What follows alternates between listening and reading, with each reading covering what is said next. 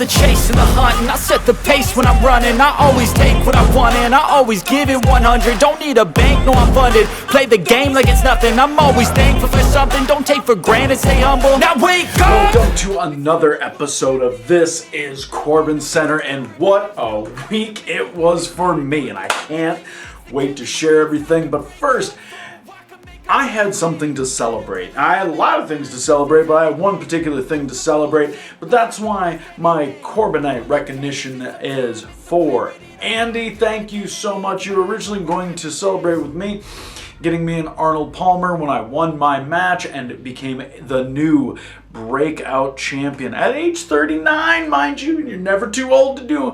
But they didn't have Arnold Palmer, so you got me a cranberry juice instead, which hit the spot. So Victor Drinks will always earn you a spot in the recognition, but also let's just jump right into this, as this was the biggest win of this whole weekend, was me capturing the Pro Wrestling Battleground Champion in a match that was fought tooth and nail. I'm sorry, Connor, I couldn't resist. I could absolutely resist taking your championship. That was a big one. That was totally fine. What did you expect me to do? Lay down, not win? No, they're already doing that storyline somewhere else. But this was a big thing for me. I've never held this Battleground Championship. I've never held the Breakout Championship. I've held the Battleground Championship 3 times, but yet here we are with this belt now around my waist. And Connor, I truly mean this. I do absolutely mean that. I never, as somebody who has great teeth and smile, I would never want to wreck anybody's teeth. It's a fear of mine, and that's the biggest thing. So when the chair was introduced in the ring, that was never my intention, was to knock your front teeth out. But as a matter of fact, I said it. I think you look way more badass. I understand that you're probably gonna need to get it fit. You're gonna get it fixed, and you're gonna make sure. I heard you challenge me to a dog collar match. It's been a while since I've done a dog collar match. Maybe it was Warped Tour was the last time I ever did a dog collar match. And I get it. You're out for revenge. You probably should have thought about it. I'm glad that you didn't challenge me to a match that had a lot of S's in it, because it would have came out awfully weird with your missing tooth. But anyway, still, look, I'll get to that. But I'm still celebrating this victory, and that's the biggest thing. Championships are what everyone, that's the measuring stick, right? That's absolutely the measuring stick, is how many championships you win, how many championships you're holding on to, and how long you've had that championship, which brings me to First Wrestling, where I am currently en route to a year-long championship reign as Wrestlepalooza Champion. Now, I successfully defended my championship against a very odd duck opponent in Brandon Gore. I want you to see something real clearly how I see it. And I look into this audience and I see a bunch of people wearing tinfoil, which is ridiculous. I have a bunch of people who are making random noises and humming during my match. Devon Monroe, the other champion, he holds the belt that I made famous, that I put on the map as the inaugural Uptown VFW champion. But right now, let's face it, Wrestlepalooza champion is above that. That's the belt that everybody wants. And that's the belt that everybody wants to get off of me. You thought Brandon Gore was going to win. Devon, you came into my match and you interfered. I saw what you said. That was just payback for what I did to you. And I at least waited till after your match. I knew how much you wanted that match with Jordan Oliver. I waited till after that match to give you a ginger snap. And all I was saying was, no matter how good you are, the moment that you step foot in the ring with me, I'm going to leave you laying. Plain and simple. Plain and simple. But you tried to do it during my match. You interfered during my match. And you tried to give me my own move, which you didn't do as well, because at least when I do it, unlike everybody else on the independent scene, mine ends matches. Yours also didn't end. And not only did you not end my reign, But Brandon Gordon in my reign, even though as much as everybody was hoping that would happen. See, I'm a targeted person. I have people making specialty matches against me. I have people wanting to take my championships. But I'm going to be rolling in to Wrestlepalooza, where 1 year ago I won that. I won the championship there. I beat Arya Daivari. That was a huge win. One of my favorite matches. One of the biggest matches of my entire career. And I just keep making great moments. Because, I mean, First Wrestling is lucky to have a champion like me. I mean, Devon, you've had a great reign, let's face it, but you are not making the moments that I am making. You even made a post talking about how you feel you're overlooked. I don't feel I'm overlooked because I feel I make people pay attention.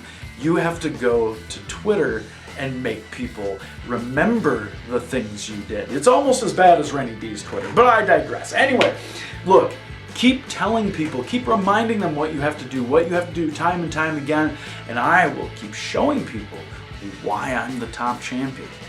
Your days are numbered, just FYI. My days are I still have, I'm not stopping at 1 year. We're going to go for 2 years. We're going to keep rallying it up. And hell, if Darius Airwolf Martin can hold on to the championship for as long as he did with the torn ACL, imagine what happens when somebody like me actually cares enough to defend it out there. So,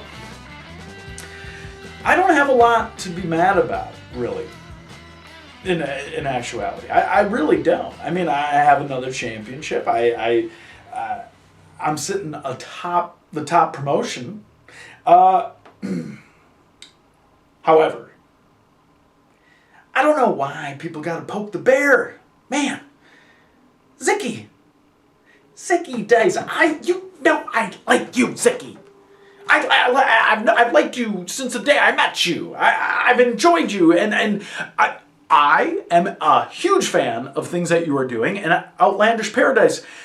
But what I'm not a huge fan about is, why do you absolutely want to clutter up my inbox with ridiculous emails from people who just want to send me all this stuff to try and get booked? Why did you pick me to be the guy that you just put the heat on for being the booker 2 days before your big event, which I'm not even booked on, by the way. I've never been booked on in Outlandish Paradise. So if I can't get booked on your show, you're not using me. Why do you send everybody to me? Man, come on. Like I said, there's not many people I like, but I like you, Zicky. I really do like you. And here's my plea. If you want, unless you want me to tell everybody to show up to Outlandish Paradise 3, maybe you put me on Outlandish Paradise 4. Maybe I forward you the email that I would send on behalf of it. And it would go something like this. Dear Darin Corbin, I hear you are the booker of Outlandish Paradise. As of Ziggy Dice's request, I'm sending you a message to let you know that you should be involved for just the pain and suffering of what's going on your social medias.